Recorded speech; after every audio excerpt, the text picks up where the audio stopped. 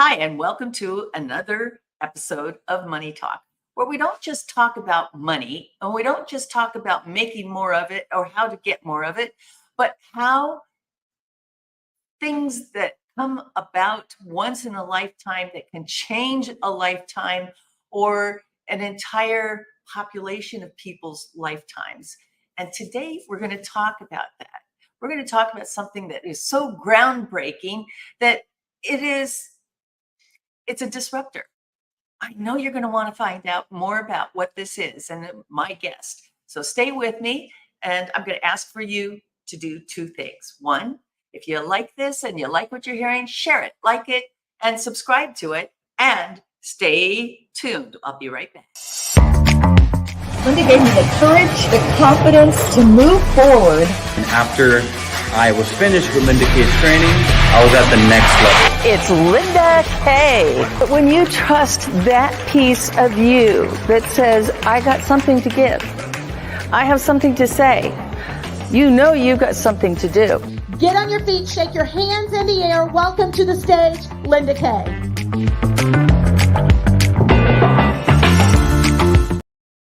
And we're back. And I told you we have groundbreaking information, things that I'm going to share with you today that I know this will, if it doesn't change your life, you know somebody that it will change their life on. So she's been an RN as a registered nurse for over 30 years, 20 years of training, coaching, mentoring, entrepreneurship, trading in things such as Bitcoins and biotech. Welcome to the stage, Charmin Moore.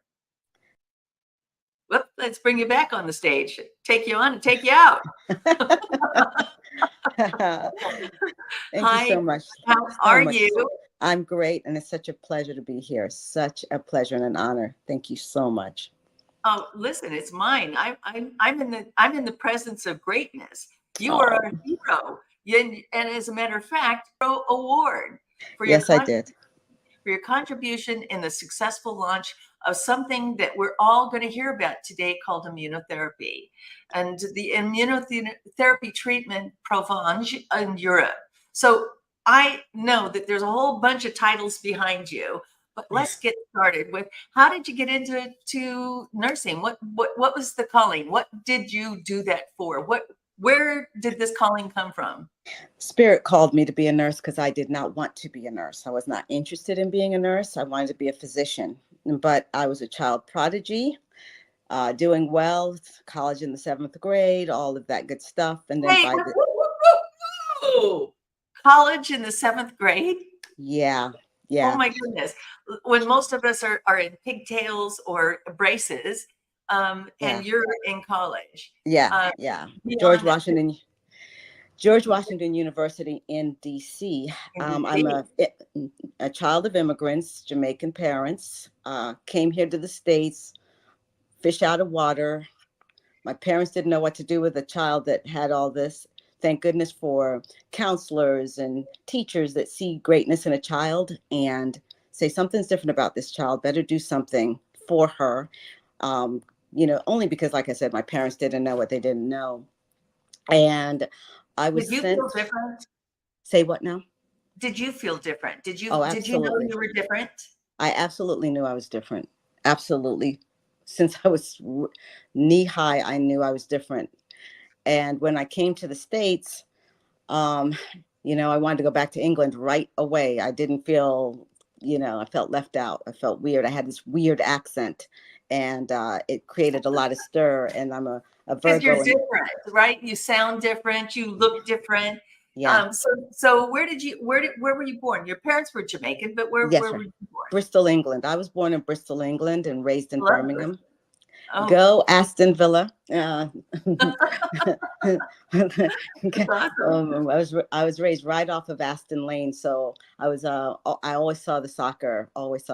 But anyway, yeah. So we came here to the States, and of course, I was an immigrant, so I felt out of place. Very bright child. Like I said, my parents didn't know what to do with that. So, like I said, it was just a combination of meeting. I call them divine connections. I've been experiencing those my whole life, but I met some amazing counselors and teachers along the way that said, "Hey, let's test her and see what we can do." And they had programs that they could send me to college. I went to 7th grade, but then they realized my aptitude was higher than 7th grade. When did they So start testing you? Was testing showing up at that time? it was, I really don't know as a kid what they were doing, but I just know they were like, this Yeah, for her sure. aptitude, right? I don't know what they're doing with me, right? But I know that they're testing me and saying, oh God, her aptitude's higher than the 7th grade. Let's just put her in these programs in college, summertime, this and that and the other. They skipped me from 7th to 9th grade. That was hard because then they put me in a high school. Then my parents moved from DC to Providence, Rhode Island, and put me in a high school called Classical, which was the top high school in the state, where then I never had any 8th grade, barely had any 7th grade because they were teaching me calculus and chemistry and physics and all of that. But like, it was just hard, right? So I go into the 9th grade and I'm trying to find my footing. But the bottom line Not is that only are it's you trying to find footing, Charmin, but the sense of, I'm in a new country. I'm also in a new culture.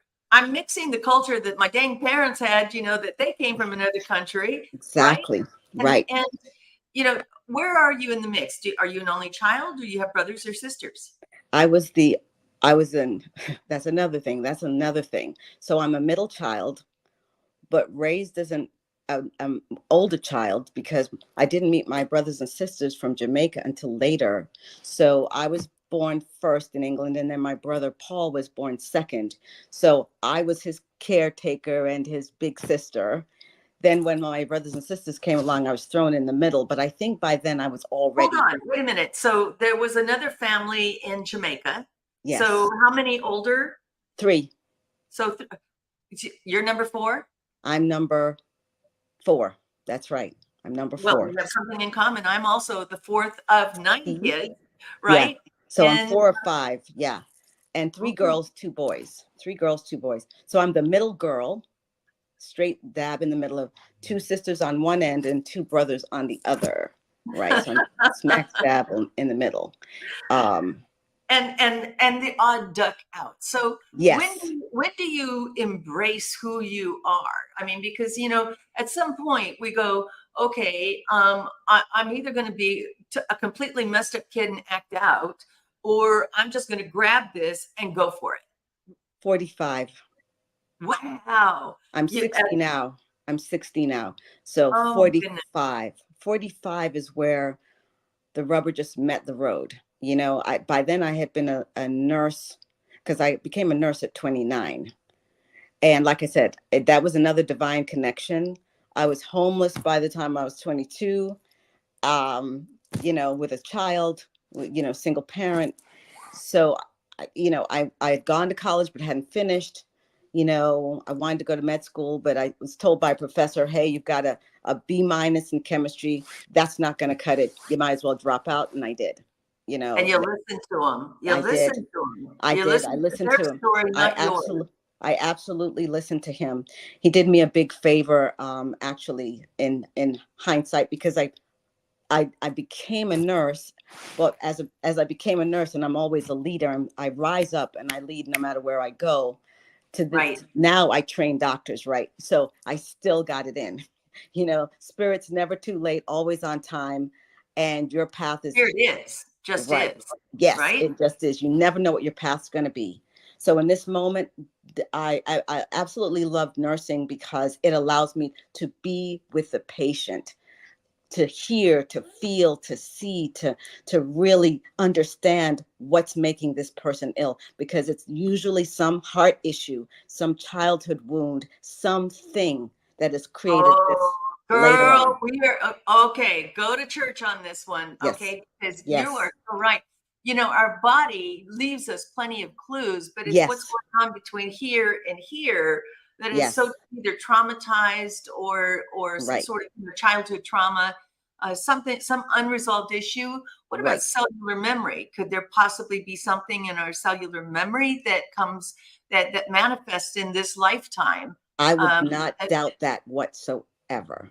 There's a lot more to it than meets the eye. So when somebody comes in with cancer and whatever. Tumors are nothing but pain, frustration, that has manifested in the body, anger, frustration, especially holding it in. Holding it in. Oh, girl, what should we do with that anger? What do most people do with it? I mean, I think a lot of it has to do with your culture and your upbringing. Absolutely. And certainly your personality. For me, Yes. I mean, I'm like a walking, I'm a walking book, right? So anybody open any page and who I am and where I am and what I'm thinking and feeling. But there are so many others that suppress that just That's keep exactly right. Suppression is an excellent word to describe what happens. Well, I was raised with children should be seen and not heard. So I suppressed a lot. And when you repress and you squash a child's voice, you're not doing them any favors, because that child has things to say. They're here to teach you. Just because they're a small adult, which is what they are to me, they're just little people.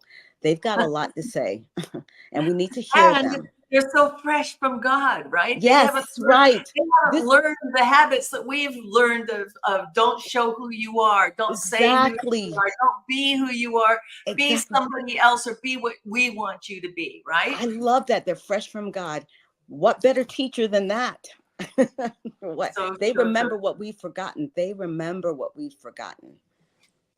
Ah. Yes, and when we start thinking like, oh, I wish I had that childlike innocence. Mm-hmm. Childlike innocence is because it is free from guilt. Yes. It is free from the societal pressures, or from the pressures that we put on ourselves, that we put on like a coat, right, and never take off, because we would feel naked without that pressure. Say, for instance, right. True, very true. I want to know a little bit about how you called to this immunotherapy and where you have gone with this. Yeah. So let's start with the notion of what immunotherapy actually is, because we're starting to hear more about it today. Oh yeah. We're starting to hear how it's being treated, how the treatments for things. And this, now, I said this early on in the show, and I said, it's a disruptor. It is going to absolutely be a disruptor, because the medical profession doesn't want us to be well. They do well when we're not. Right. I mean, let's just call it what it is. What I love about immunotherapy, and I've got to keep it very simple for the audience. So I'm going to keep it very simple. It's training the body to see the offender the way the immune system was designed to see it. Because in respect to cancer goes unchecked when the immune system cannot see it. We have an amazing body, and the immune system is trained to see bacteria, viruses, whatever, rise up, fight it, and kill it.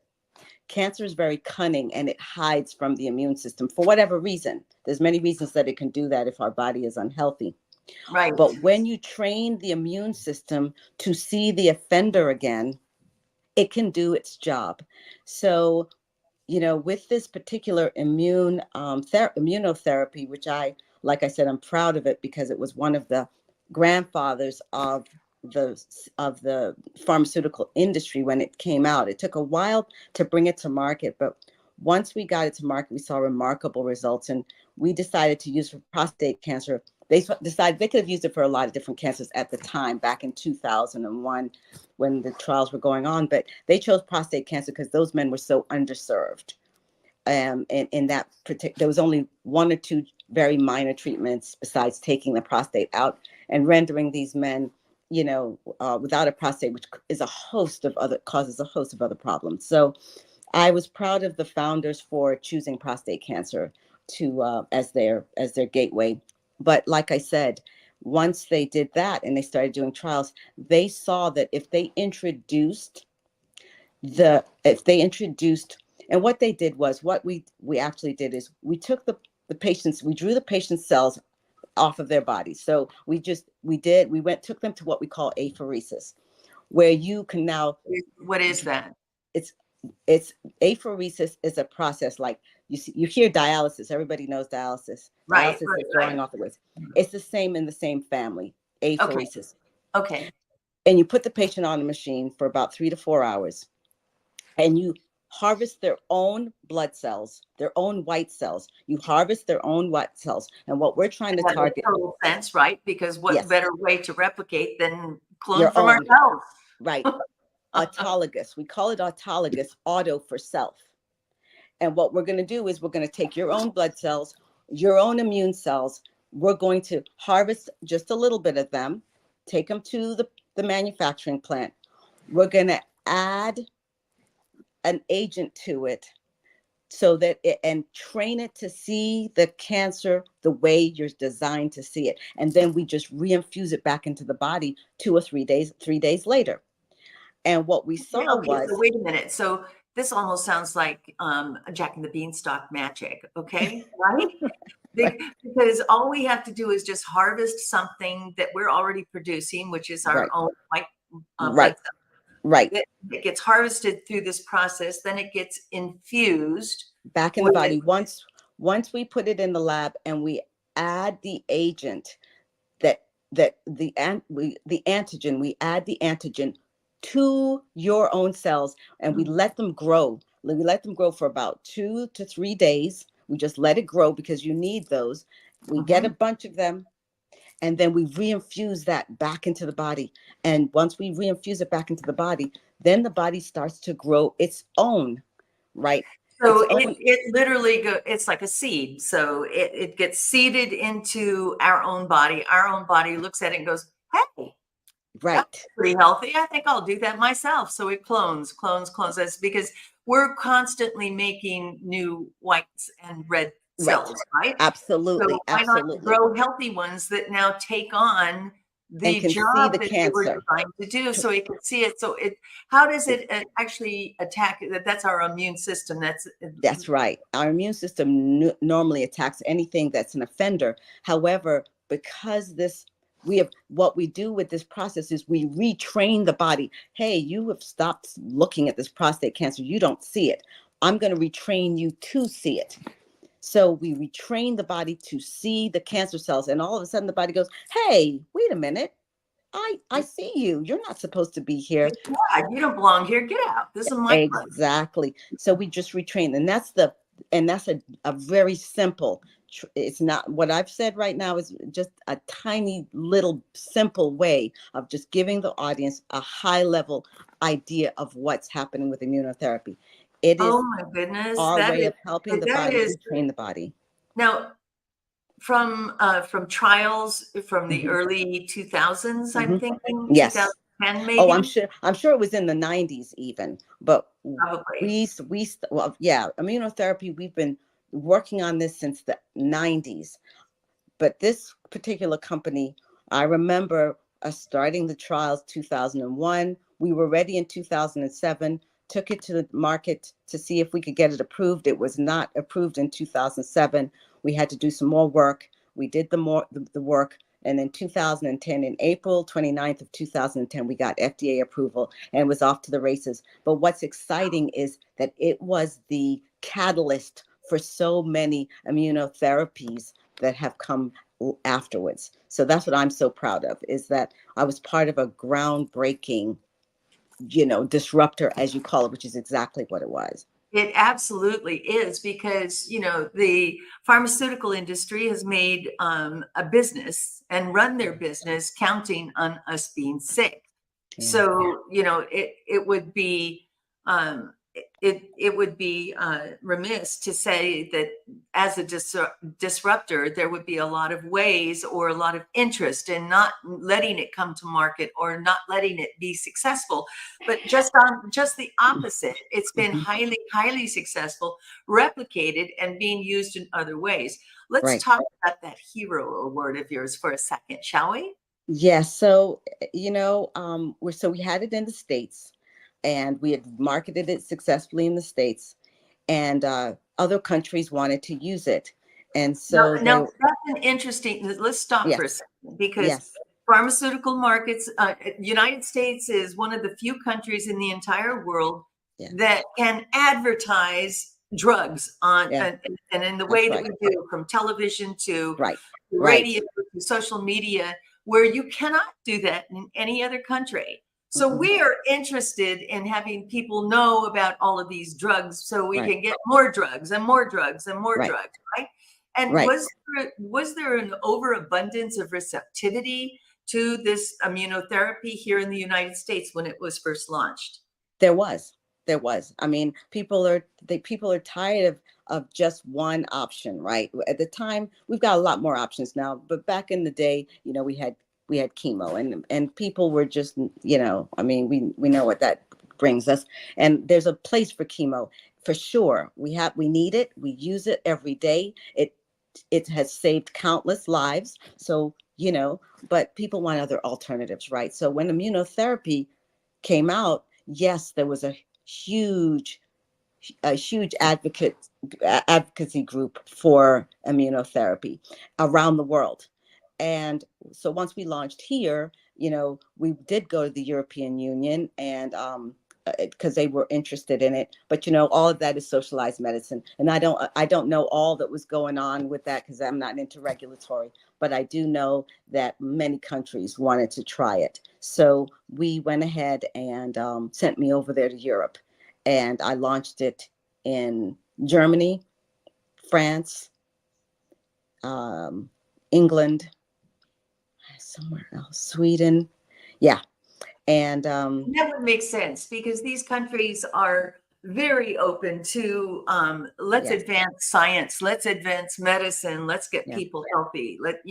And why not? Because if you're a socialized medicine country, you're not making money on the sick at all. So why not make them healthy? Yes. And so I was very proud, and it was cool because I got to go home too. My family picked me up. I still have family in England, so they picked me up, and we spent a month together as I worked all over the place. But my company at the time gave me the Hero Award for successfully, because I was the only person over there. So I was by myself launching it, going from country to country, and they were so helpful, very wonderful people over there. Because I remember having to go to Aachen in Germany, and I was staying at the Hilton in Frankfurt, and I needed the directions and everything else. And they give me a lovely envelope, and they go, oh, go outside into the taxi and take the train, and here's all the directions. And when I get out into the taxi, the directions are all in German. So. Yeah. So needless to say, I was blind. Please leave me, right? I got to where I was going, but it was from the kindness of strangers. The kindness of strangers. Yeah. Totally. Yeah. So, what are you doing with this today? You're still practicing as a registered nurse? Yes, I'm still a registered nurse by day and an abundance coach by night. And I love her. Both of them. We were going to start talking about money because that's what this show's about. I love both of her. I love both of those people. The nurse, the divine connections. And that's what I want to, if there's anything I want to leave this audience with, I have a 7-figure net worth today, not because of money, but because of divine connections that led me to money, that led me to opportunities, that led me to you, Linda. I consider you a divine connection. Yeah. And we never know where that divine connection is going to take us. So I don't want everybody to be so. I was once working 10 jobs. Remember, I'm Jamaican, as they say. So that never got me the wealth. I didn't start getting wealthy until I was working 2 jobs, one as a nurse and one as an abundance coach. But more than that, I was attracting money. I was manifesting it. I was manifesting ideas. I was manifesting divine connections, and I was manifesting divine opportunities. That is where I started making so many strides. And I thought that it was happening. You're making the head tingle. I know Spirit's talking to me for this. Go. Lord. Tell me, in this process, in this journey, I don't know when you began this abundance journey. 2005. 2005. Okay, so it's been a few years, and 24 years. 24 years ago. Tell me what happened. Tell me What turned the light bulb on for you? That aha moment for you? Easy. I got sick, very, very sick. I'm talking never work again sick.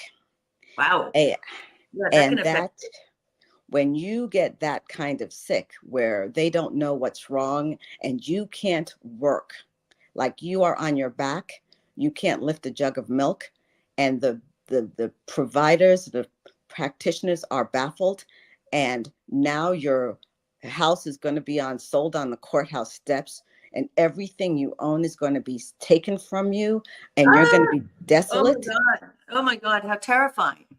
It's terrifying. So I'm lying in bed and I just say, Spirit, I know you didn't bring me to this planet for this. You obviously want my attention. What is it that you want me to do? Who am I?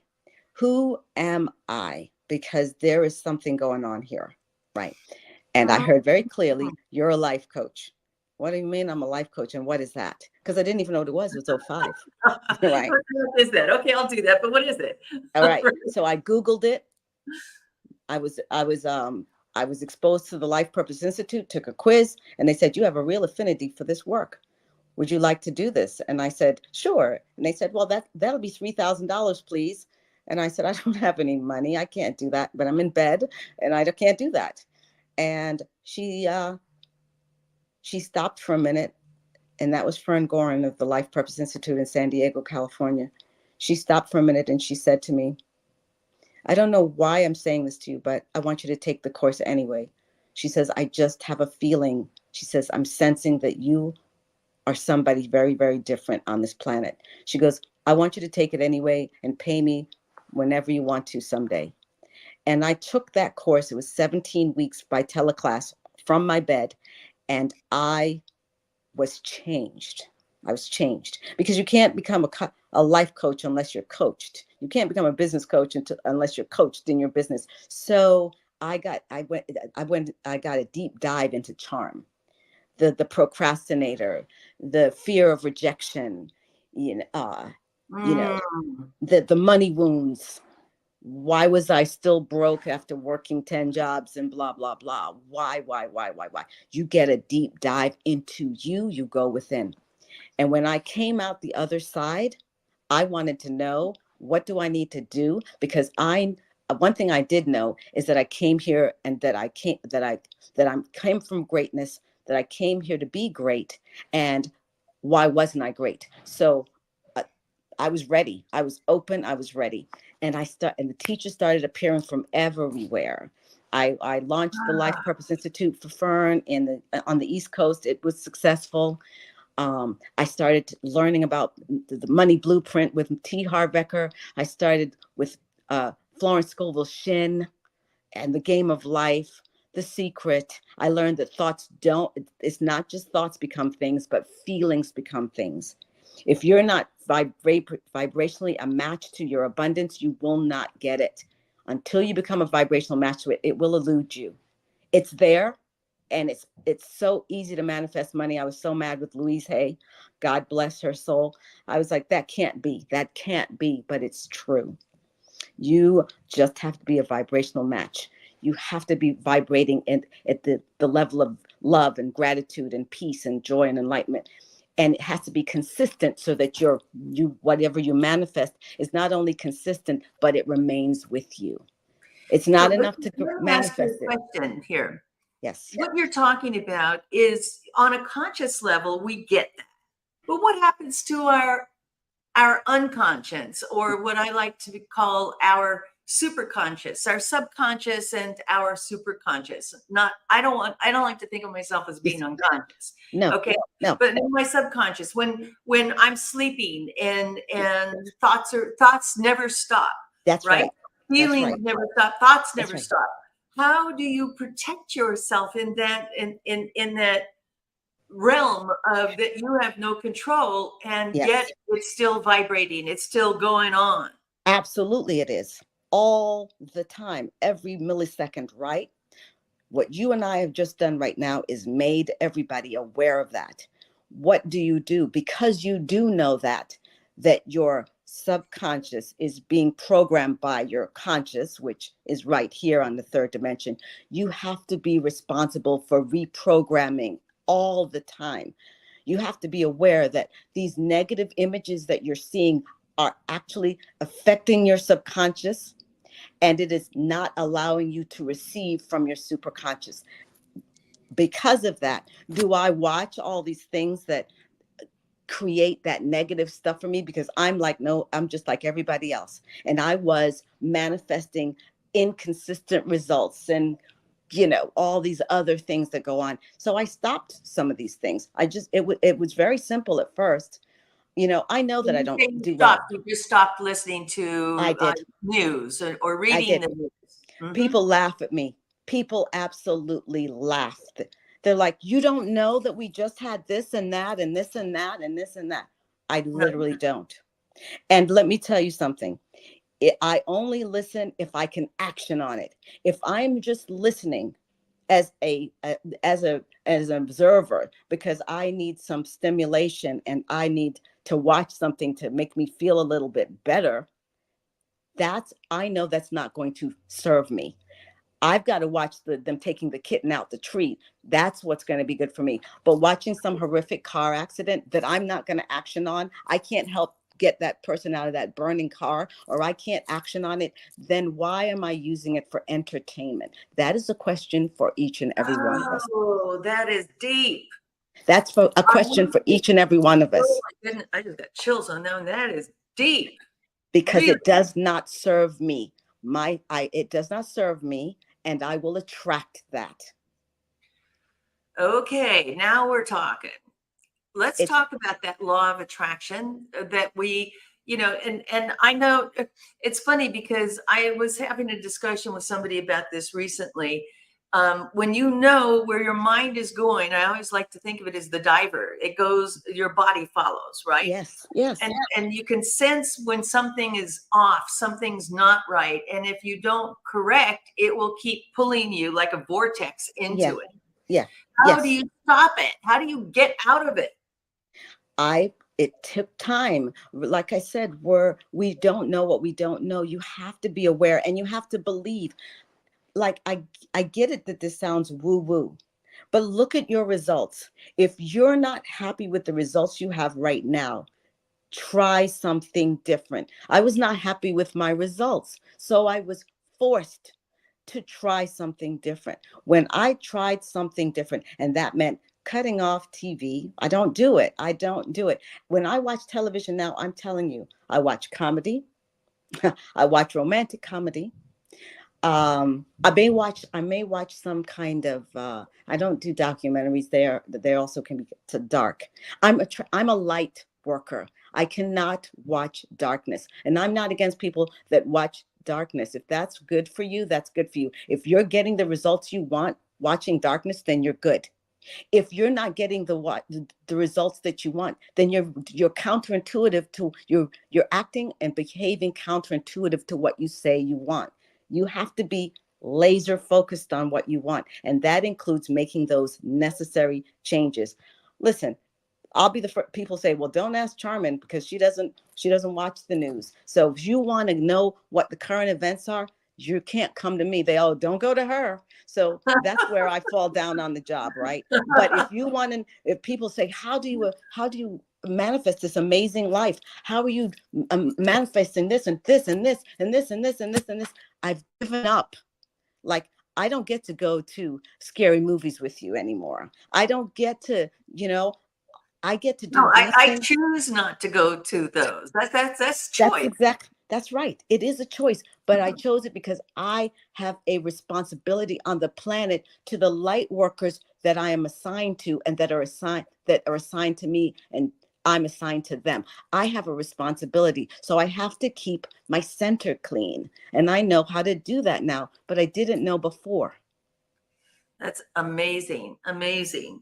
So now you're flat on your back 24 years ago. Yes. You heal yourself. You lose everything. You start all over again. Yes. Right? Yes. And for those of you that have never lost anything, trust me, live long enough and you will have loss. Okay. Yeah. And I Yeah. wish that on no one, but there No. will be loss of some kind, whether it's loss of innocence or loss of money or Yes. things. And having lost everything in my entire life, at least once, and starting over again, there's this sense of freedom that comes with it, because that freedom says I don't have to store it anymore. I don't have to take care of it anymore. I don't have to. There's a freedom in this, in the realization that it's just stuff. It's just stuff. It's Yes. things. But then we get past that and we start accumulating again. And we get things and stuff and more stuff and more stuff and more stuff and more stuff. And at some point you realize it's just things. It's just stuff. The part that emanates out of us from the center of our heart, Yes.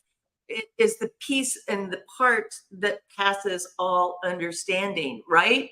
Yes. It's that uniqueness that says we are here for a purpose. We are here. Yes, we are here as stewards to help our children. We are here as stewards to take care of our spouses or our family members. But beyond that, we also have a greater responsibility. And that's what you stepped into. I want to know more about when and how you stepped into that. 2005. Once I realized what a life coach was, and realized that people had been drawn to me for years, to this wisdom that children have. And I'd always vibrated at an energy private level of, like, I have a vibrational scale. And if you're not vibrating at 7 or above, 7 is love, 8 is gratitude. Like I said, 9 is peace, 10 is joy and enlightenment. And I was very fortunate that I came to this planet, and I usually vibrate very high, and people are drawn to that.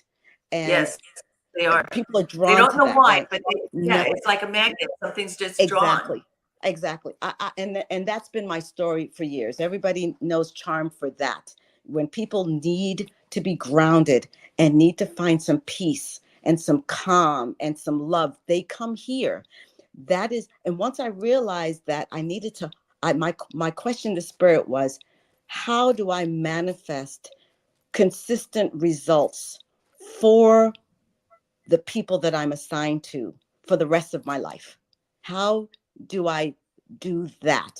And that's when I started being introduced. Anytime you ask Spirit, you'll get the answer. You will get the answer. And that was an earnest ask for me. And when I asked that, then I started to understand all the things that I just explained, the things I had to take responsibility for, the things that I had to cut out of my life, which I'm fine with. I'm fine with not watching television unless I watch comedy. Right.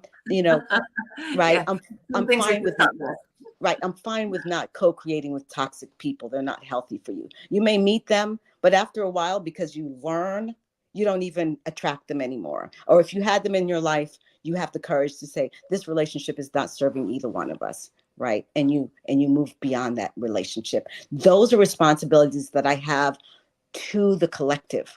It's not for me anymore. I'm good now. But if I want to leave here empty, and I want to be as effective as I can for the people that I'm assigned to, I have a responsibility to take care of me, body, soul, and spirit. And I do. And I, as a result, am abundant as a result of that. So it goes both ways. And it helps, it keeps me grounded and honest. If this was about me, I'd slip, go watch this television show and blah, blah. It won't hurt to do this or do that. But it's not just about me. And once I realized that, because I'm constantly thinking, since I was a little girl, even adults would want to sit down and just talk to me. I'd sit down in the park bench, and a little old man would sit down and talk to me about his life and start crying. And I'm 5. And I'm listening to him, and I want to say, don't cry. And he said to me, I'll never forget him. I don't know where I was, but he said to me, let me cry. Let me cry. He said, thank you, but let me cry. And I sat there with this little old man and just let him cry. I remember that memory now, and I'm 60, and I was 5. That was 55 years ago. However, that was my responsibility, is to keep my spirit pure so that I can be that for whoever I'm called to be that for. That is what I came here for. For everybody else, I'm just saying that's what I'm here for. And it has served me. it has served me in so many wonderful capacities. So here we are. And other people feel the same. That's why they're saying, Charm, how have you done it? And I say, I've taken responsibility for my calling. It's a responsibility. And so part of that responsibility is learning what my wounds are, learning how to manage them. I'm not going to say they're going to go away, but we can manage them. We can become aware. We can communicate with others. We can co-create with others, and we can learn how to be better so that we can manifest consistently in any area that we're called to. Why do you suppose people do not manifest? And when I say manifest, that they seem to attract trouble as opposed to solutions that will bring them up out of whatever the depth of their darkness is. Right. Like I said before, this is spiritual law. Don't shoot the messenger. But if you're vibrating in anything below 7, if that's where you sit, and you can do something about it, but if that's where you sit normally, if you are a pretty much frustrated, angry person, that's about a 4 or a 5. And if that's where you sit, those are the results that you will manifest each and every day of your life, period. Point blank. You just will. And where is that at a level 5 or a 6? 5, 6 is hope. 6 is 6, you're close, right? You're almost to 7. Right. But hope is a vibrational energy that's very, in my scale, that's very tricky. It's a tricky one because hope is a good word. Hope is a good word. It's a good word, but it also lacks a commitment and a belief, doesn't it? Correct. It leaves room for doubt. Yeah. You can't manifest good things in doubt. So that's the tricky thing about hope. And that's very tricky because there's a part, look, we're intellectual beings, right? So that's right. our conscious. Yes. And then the subconscious that's back there going, I told you that was going to happen. See, I didn't think it. And so now, and I like to call her cave woman. She shows up when there's scarcity, right? See, yeah. what were you thinking? Why did you think you were going to be successful at that, right? Right. And so how do we calm cave woman down and get out of that scarcity mindset and out of the, I hope this gets better, to the abundance level that you're talking about? First of all, you got to be aware. So understand, again, my audience that's listening. This is awareness. This is the hugest part of this process where you have that aha moment that says to you, aha, I get it. When I'm saying, I hope it'll happen, you have not given yourself the chance to really manifest that. You have got to believe I hold the intention that I'm going to X, Y, Z, whatever it is for you, because abundance is different for everybody. But that is key. Until you have that, there's nowhere to go. Okay, so there's a point for a breakthrough. Okay, yes. Right now, and I'll use myself as an example. Yes, I have been trying, mm-hmm. attempting, Mm-hmm. and committed to selling a particular property. Okay. And not through any fault of my own. It is because I'm using every piece of available technology to move this property. Okay. But since December, and typically this kind of product moves very quickly. Sure. Why am I not manifesting the buyer or the sale of this property? Are you sure that the property is supposed to sell, or are you saying you want it? What does Spirit say about that property? So the owners of that property want it sold. Okay, they want it sold. When you see this kind of result, and you are attached to the outcome, you want it sold. But if you don't see it being sold, and you being the spiritual being that you are, the question is, Spirit, there's a reason why this property isn't selling. I'm going to detach. You have to detach from this outcome and allow Spirit to show you why the property isn't selling, because there's a reason why. Maybe there's supposed to be somebody you're supposed to meet with surrounding the property. Maybe there's some other deal that's supposed to come in 2 months from now, and Spirit wants the property sold to that person and that person only. when you're led, you detach from these outcomes. Right. The spirit is never late. Spirit is never late. If that property is not selling, your job is to relax, because as long as you don't relax and you resist, because you're a spiritual being and because you're in the knowledge of spiritual law, your mental hands are just creating more resistance. All you have to do right now is let it go.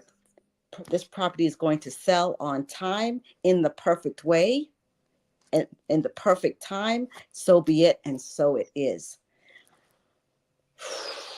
Release and exhale from that. I just felt a release on that too. Thank Yes. you. Just pulled anxiety for me. Oh, absolutely. Yeah, absolutely. I feel it very clearly that property is being held up. And maybe it was just for right now, this time, for somebody else in the audience to understand that when you're in the knowledge of spiritual law, when you're not, you operate in resistance. It's got to sell. It's got to sell. It's got to sell. Right. But those of us that trust that all is well and we are safe, and that property will sell exactly. I had the same thing.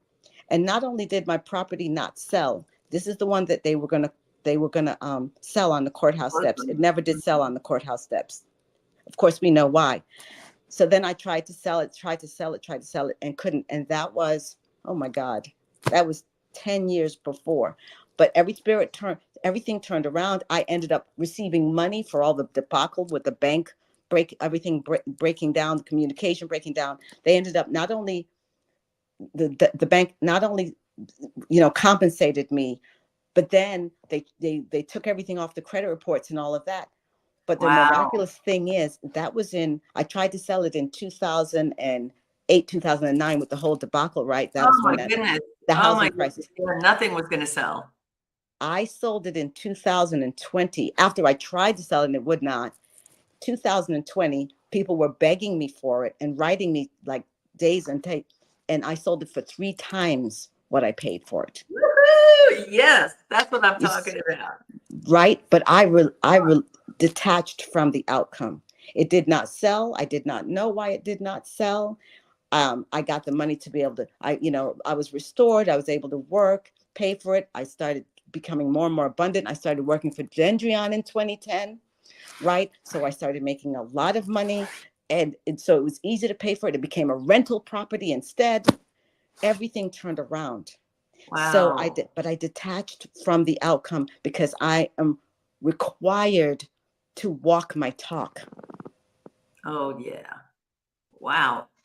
I can't believe our time is already up, but Charm, I just can't tell you how much and how grateful I am for our spiritual exchange today. It was just nothing short of miraculous. How do people reach you? How do they find you? So I am charmin.com. That's the website. So you can always reach me there. You can always email me. You can email me directly at iamcharmin@gmail.com. You can always email me directly. And yes, you are charming, Charmin. Oh my goodness. Yeah, let's run that up on the bottom of the screen as you can see it for our audience. I am Charmin at gmail.com. Yeah. Let me know that you heard me on Linda Kay's show today, so that I'll have reference, and I'd be more than happy to talk to the audience. I'm going to have a free gift for everybody. It'll be ready in June, a pop-up podcast. I'll give Linda the information. Oh, I love that. You'll learn your money wounds and your money type, so you could start your journey. If you've got money wounds, if you're not getting the results you want, maybe you've got a money wound, and that pop-up podcast will help you with that. That is a beautiful thing. Thank you so very much. Absolutely. And thank you for being on the show today. Stay with Linda. me. We'll be right back. All right. Thank you. Thank you.